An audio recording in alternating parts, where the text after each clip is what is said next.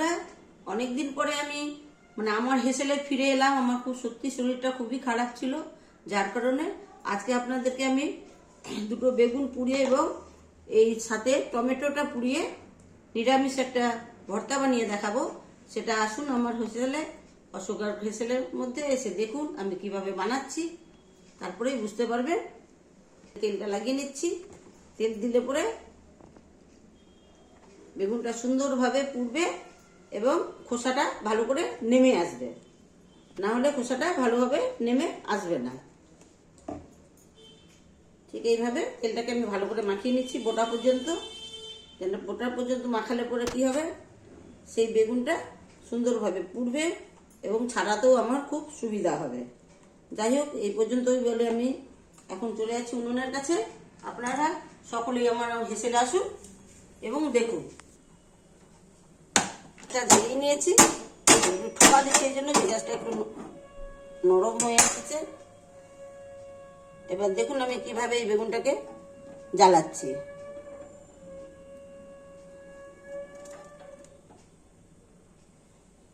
একটু বেশি তাপ দিয়ে ভাত এই বেগুনটাকে পোড়াবো, এই জন্যই যেন গন্ধ না হয়।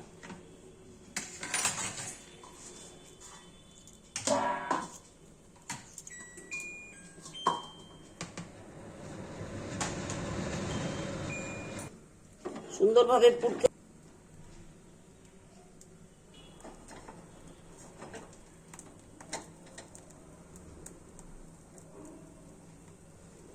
পুড়তেছে, সুন্দর সেন্ট বেরোচ্ছে।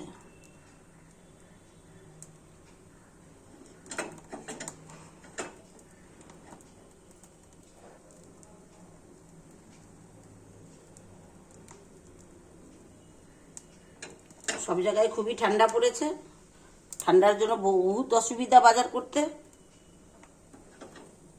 বাজার বেশ ভালোটাই দূর।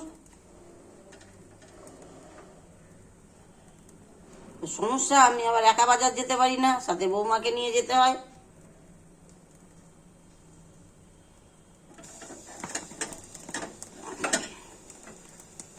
ছেলে তো চলে যায় 9টার মধ্যেই, অফিস চলে যায়, আরো অসুবিধা।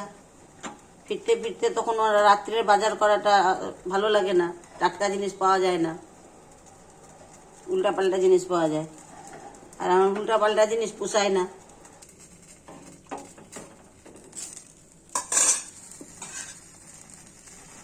দেখেন কত সুন্দর বেগুনটাকে আমি পাল্টে পাল্টে পুড়িয়েছি, মনে হচ্ছে যে উনুনেই পুড়িয়েছি বোধ হয়। এটা আস্তে আস্তে কালারটা আরো চেঞ্জ হয়ে যাবে। যেমনি যেমনি কালারটা চেঞ্জ হবে, যেরকম সেরকম বেগুনের টেস্টটা ভিতরে আরো বেশি বেড়ে যাবে।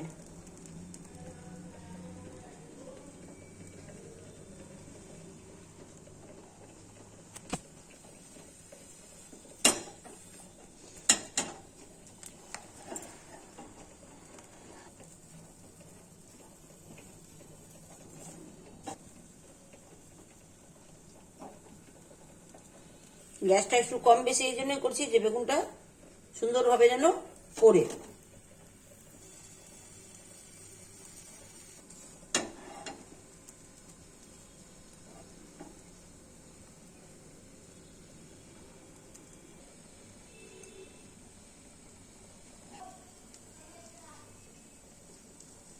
এবারে এই বেগুনটা পোড়ানো হয়ে গেছে, এর পরের বেগুনটা এখনই পুড়িয়ে নেবো।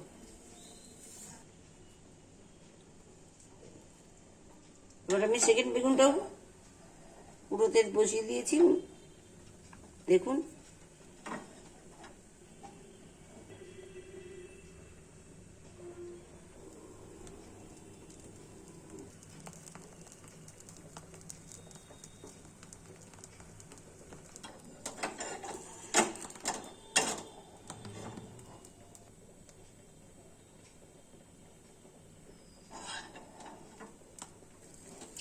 বেগুনে তেল লাগালে আর বেগুনটা ফুটো করতে লাগবে না, যে না ফোঁ করে ফেটে উঠবে বা কিছু। আমি ফুটো করিনি, কোনোখানে কাটিও নি, দাগও দিইনি, শুধু তেলটাই মাখিয়ে দিয়েছি। নাহলে ওর গাদা গাদা জল পরে আমার উনুনটাকে খারাপ করে দেবে। আপনারা তো অনেক হোটেলেও খেয়েছেন বেগুন পোড়া, বোড়া বোড়া বেগুন উনুনের মধ্যে ঢুকিয়ে দিয়েছে, দিয়ে ছান্তা দিয়ে দিয়ে বের করতেছে, ফটাফট ফটাফট ওর মধ্যে পোকা আছে কি কি আছে কিছু দেখা যায় না। ভর্তা বানিয়ে দিয়ে দিল, কি খেতে ভালো, খুব টেস্টি খেতে। কিন্তু বাড়ির মতো কি আর টেস্টি হয়? হয় না।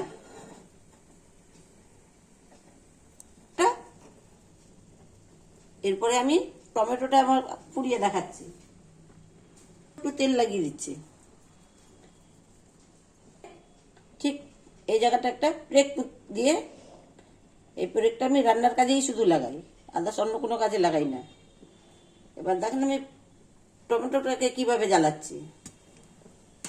এই যে কেমন সুন্দর করে ফুসফুস করে উঠতেছে।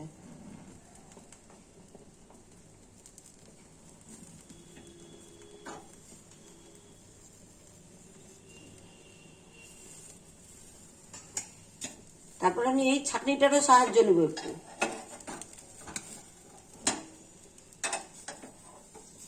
যেন অসুবিধা না হয় ঘোরাতে। এই দুটোর সাহায্যে আমি এখন এই টমেটোটাকে জ্বালাচ্ছি।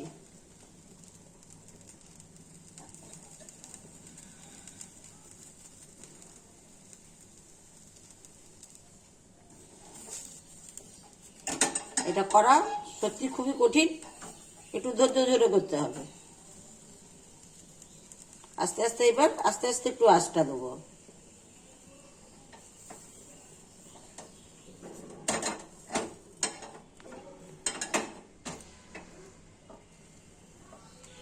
কখনো বাড়িয়ে দেবো, কখনো কমিয়ে দেবো।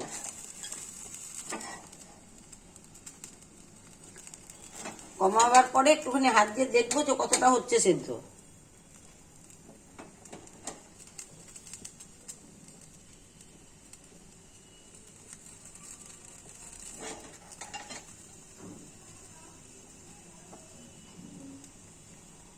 পুড়িয়ে দিলে টেস্টটা একটু আলাদা হবে। অনেকে জলের মধ্যে সিদ্ধ করে চেপে জলটা ফেলে দিয়ে করে, কিন্তু তার টেস্ট আলাদা হয়। দুইভাবেই করে খেয়ে দেখবেন, আমি দুটোই বলে দিলাম। এবার আমি ওটাখান থেকে লোহাটাকে বের করে নিলাম, মানে প্লেটটাকে। এবার শাকনির সাইডে রেখে রেখে আস্তে উল্টে পাল্টে ওটাকে নরম করতেছি।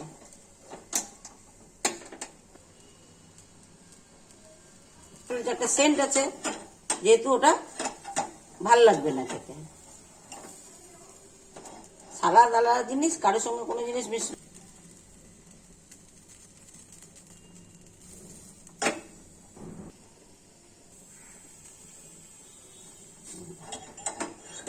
আর একটু সিদ্ধ হলে বেশি ভালো হবে। পুরা এবং টমেটোটাকে পুড়িয়ে নিচ্ছি। যারা হিন্দি ভাষী তারা কি বলে, ঝলকা लेने, बैगन को झलकाएंगे, टमाटर को झलकाएंगे, उसके बाद उसको उसमें पकाएंगे।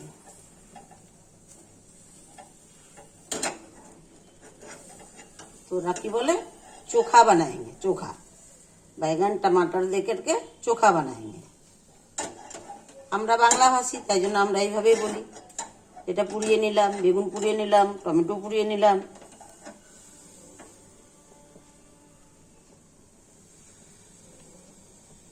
হিন্দি ভাষী ভাষাটাকে বলে যে দূর হিন্দি, কিন্তু সেই ভাষাটা সত্যি খুবই মধুর ভাষা। আপনি যেখানেই যান, রাস্তাঘাটে যেখানেই যাবেন, কিন্তু আপনার হিন্দি ভাষাটাই দরকার বেশি লাগবে। যে ইংলিশ জানে সে তো কোনো ব্যাপারই না, কিন্তু তা যার সঙ্গে কথা বলবো তাকেও তো আগে ইংলিশ জানতে হবে। কিন্তু হিন্দিটা প্রত্যেকেই জানতে পারবে। কাহা গয়ে ক্যা কিয়ে সব কুছ समझने में अच्छा लगता है।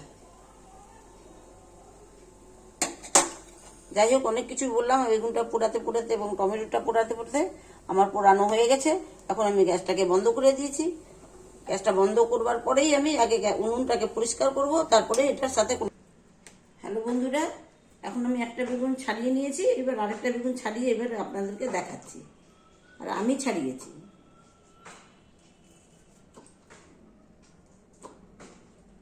বৌমা তখন ভাতের ফ্যানটা গেলে নিচ্ছিল, কারণ বেগুনটা তাহলে আমি একটা ছাড়াই, একটা ছাড়ানো দেখালেই হবে, তার জন্য।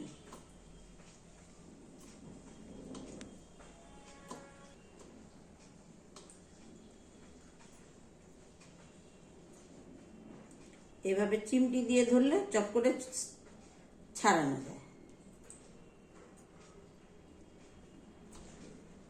এইভাবে চিমটি দিবেন, ছুটে আসবে।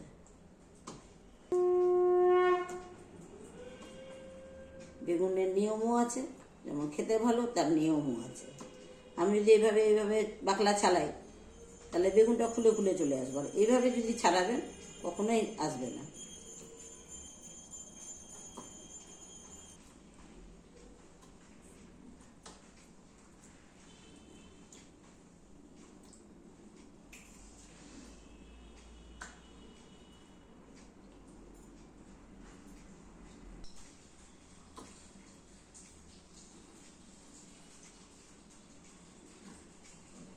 বেগুন পোড়াবার পরে যদি দেখবেন, ছাড়াবার পরে যখন ওটাকে ফাটাবেন, যদি দেখেন যে ওর মধ্যে বেগুনের মধ্যে পোকা আছে, সেই বেগুন কখনো খাবেন না। যে বেগুনটার পোকাটা ফেলে দিলাম, খেয়ে নেবো, পয়সা লেগেছে, সেটা ভাববেন না। ওটা খেতেও হয় না। ও খেলে, মাদের কাছেই শুনেছি যে ও খেলে কোনো রকম খুব শরীরে ক্ষতি করে, যার জন্য ওটা খাওয়া উচিত না।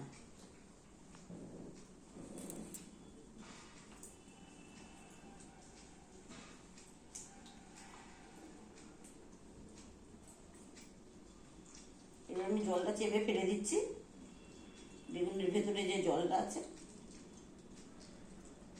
একদম সম্পূর্ণ জলটাকে চেপে ফেলে দিলাম। দিয়েছি এই দেখুন, এই জলের মধ্যে এবার আমি টমেটোর খোসাটা ছাড়িয়ে দিচ্ছি। তো জ্বালাতে জ্বালাতেই অনেক খোসা ছুটে গেছে, তুলতুলে নরম হয়ে গেছে একদম সুন্দরভাবে, দেখতেই পাচ্ছেন।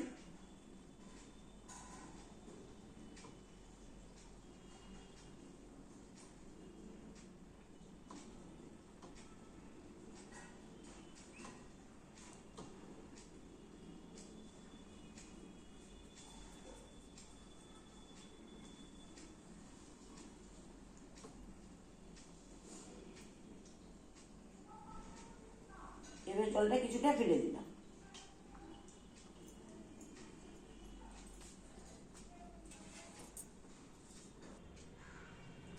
এই যে সুন্দর করে ছাড়িয়ে নিয়েছি বেগুন দুটোকে, এর মধ্যে আর একটুও জল নেই। এবার এটা আপনাদের সামনেই এটাকে ফাটানো হবে। আগে বোটাটা ছাড়িয়ে নিচ্ছি।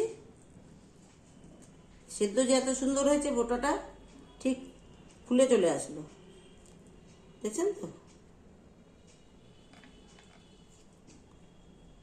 দেখো,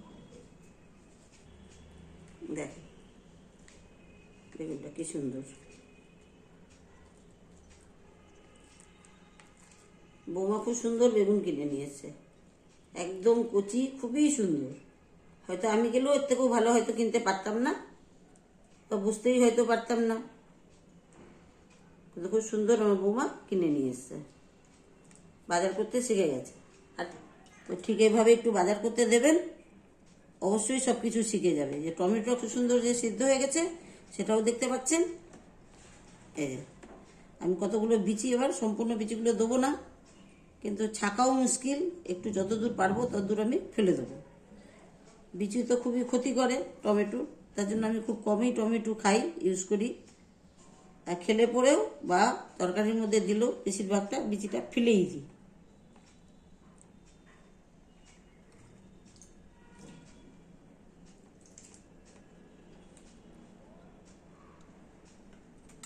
সাথে দেব এই যে ধনেপাতা আর এই লেবুটা। আমি দুটো লঙ্কা নিয়েছি, কিন্তু দুটো লঙ্কা আমি ডলবো না বা কেটে দেব না, একটাই দেব, লাগলে আরেকটা দেওয়া যাবে, যার জন্য সামনে নিয়ে নিয়েছি। পরিমাণ মতো লবণ দিয়ে দিচ্ছি, কেন এটা সম্পূর্ণ নিরামিষ করব। এর মধ্যে কোনো পেঁয়াজও দেব না, রসুনও দেব না।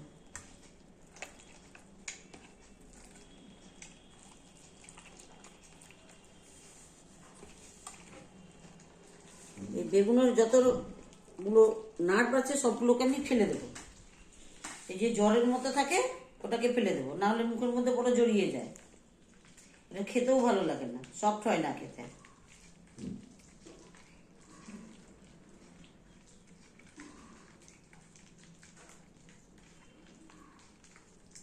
বেগুন মাখা খুব ভালো করে মাখতে হয়, তাহলে বেগুন মাখা খেতে ভালো লাগে। আপনারা বেগুন মাখার মধ্যে একটা ভাতের মধ্যে আলু দিয়ে দেবেন, সেই আলু মাখাটা একদম খুব চটকে রেখে নেবেন আগেই, যেভাবে মাখা খান সেটা দিয়েও যদি দেবেন, এর মধ্যে মাখা করে মিশিয়ে দেবেন, আরও ভালো লাগবে খেতে। যেহেতু আমাদের তো একটুখানি ভাত, ওর মধ্যে আলুটা সেদ্ধ হয় না, নাহলে ওই জলে প্রেসার কুকারে আবার সেদ্ধ করো তারপরে দাও, ওটা টেস্ট হয় না, জলাশয় হয়। এই জন্য আমরা দিতে পারি না। দুটো মানুষের রান্না, ছেলে আমার রাত্রে খায়, দিনে তো আর খায় না, কিন্তু ভাত খায় না, রুটি খায়। আমরা সবাই রুটি খাই, ভাত মাঝে সাঝে খাই। আর পরিবারের কেউ যদি আসলো তাহলে তো মজাই হয়, সবাই একসঙ্গে কিছুদিনে আগে এলো, ভালোই লাগলো।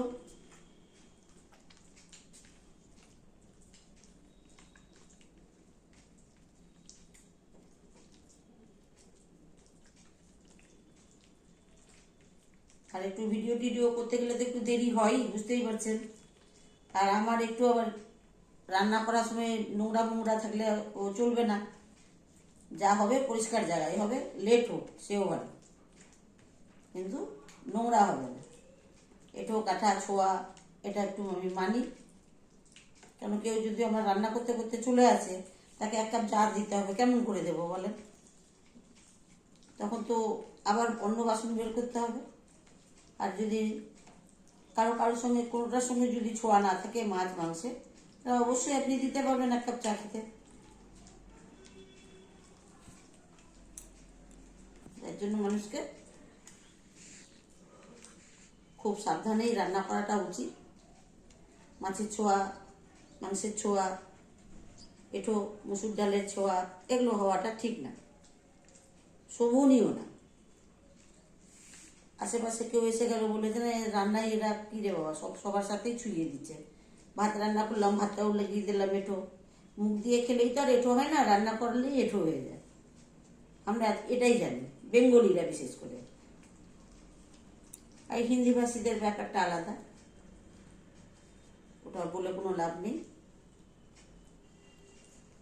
যেহেতু আমরা বাঙালি, তো আমাদের বাঙালির মতো চলতে হবে, ফিরতে হবে।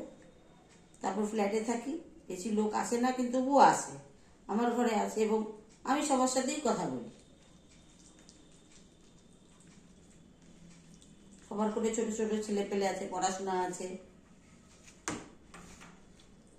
ছাদে গেলে সবার সাথে দেখা হয়, সবাই সবার সাথে কথা বলে। বেশিরভাগই আমার ফ্ল্যাটে সব চাকরি করে, তাদের মায়েরা বাচ্চাদের নিয়ে পড়াশোনা করে।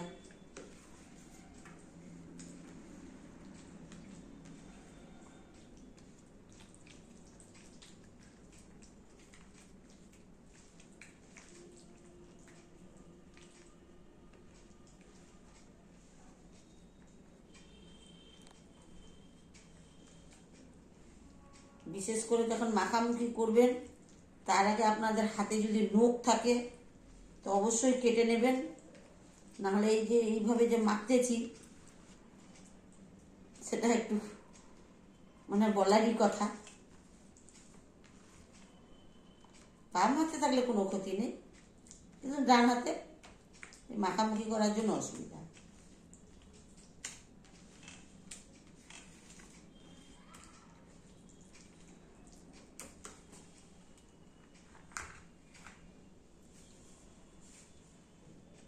এবার আমি লেবুটাকে চিপড়ে নিচ্ছি।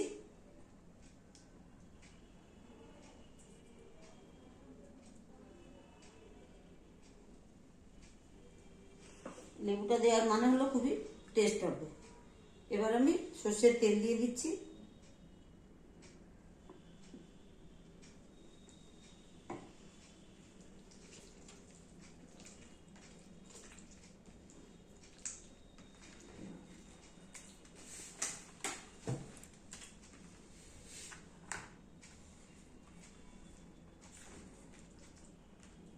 এই মাখাটা আপনারা ভাত দিয়ে, রুটি দিয়ে, গরম রুটি দিয়ে, গরম পরোটা দিয়ে খাবেন, খুবই ভালো লাগবে। আর মুড়ি দিয়ে যদি ভালো পছন্দ করেন তো খাবেন। এবার আমি একটা লঙ্কা চটকাবো, কারণ আমাদের ঘরে একটু লঙ্কা ঝালটা কমই খায়। আর যদি দেখে যে দেখতে বড় লঙ্কা হয়তো খুবই ঝাল হবে, আবার হয়তো ঝাল নাও হতে পারে, পরে একটা চটকে খাওয়া যাবে।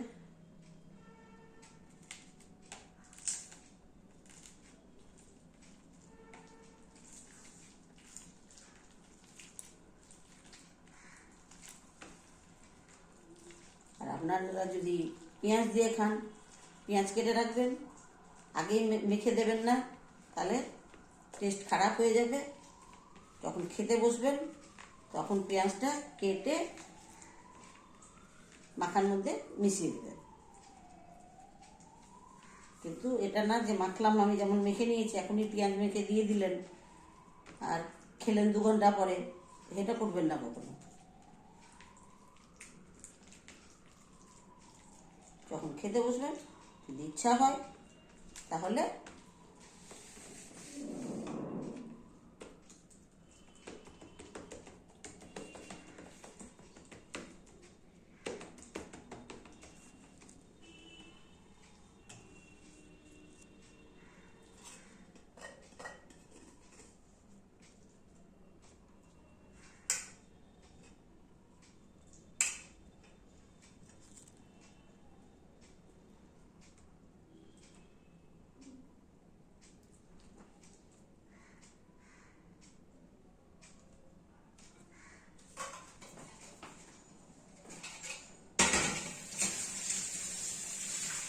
হ্যালো বন্ধুরা, আমার এই বেগুন মাখাটা করা হয়ে গেছে, মানে বেগুন পোড়া।